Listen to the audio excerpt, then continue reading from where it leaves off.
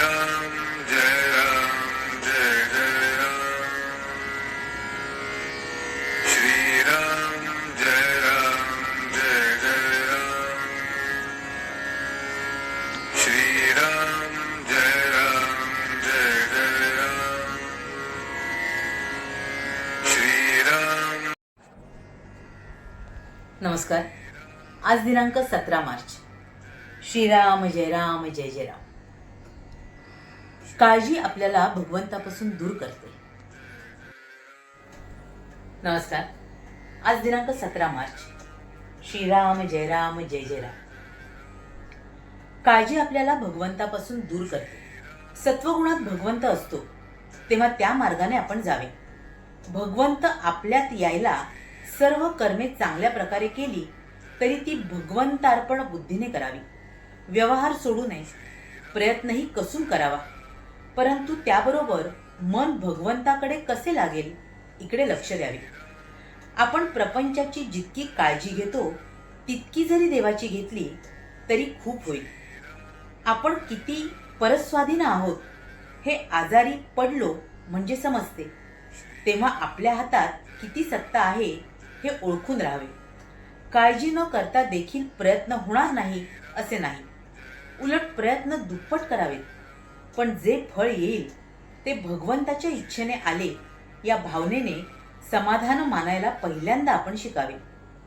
आपण स्वतःबद्दल काळजी करतो याचे कारण असे की आपण आपल्यापेक्षा जास्त दुःखी असलेल्या माणसाकडे पाहतच नाही। एक म्हणतो की मला लोकांच्या देण्याची काळजी आहे, दुसरा म्हणतो की मला लोकांकडून माझे येण्याची काळजी आहे, तर तिसरा म्हणतो की मला माझ्या मुलाबाळांची काळजी आहे।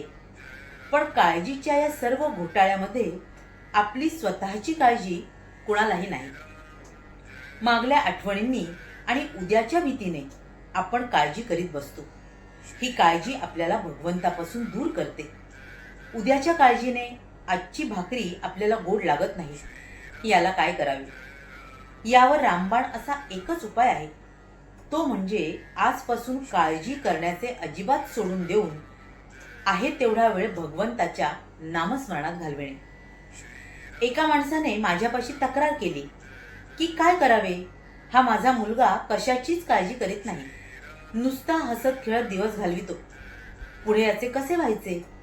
मी म्हटले, तुमचे म्हणणे वरवर खरे दिसते, पण वास्तविक पाहता ते खरे नाही। तुम्ही आजपर्यंत इतकी काळजी करून काय मिळविलेत?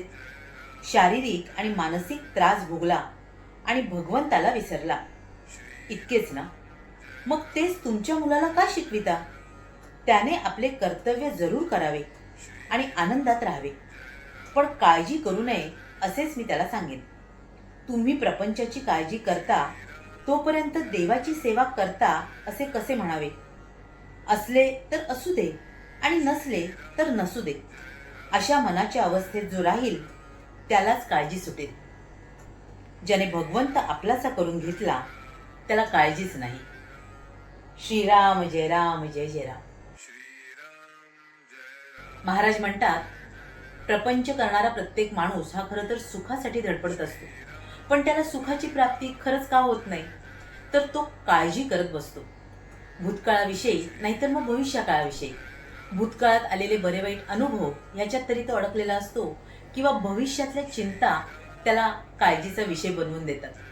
पण आपण हेच सोडायला हवं, कारण या काळजी पोटीच आपण खऱ्या परमार्थाच्या मार्गाने चालू नाही शकत। आपल्या भगवंतामध्ये आणि आपल्यात अंतर पडत जातं, आणि म्हणूनच खरं तर आपण आपल्या सगळ्याचा भार आपल्या भगवंतावर सोपवून द्यावा आणि कोणतीही आणि कशाचीही काळजी न करता आपण पूर्णपणे त्याच्या स्वाधीन आपल्या स्वतःला करावं।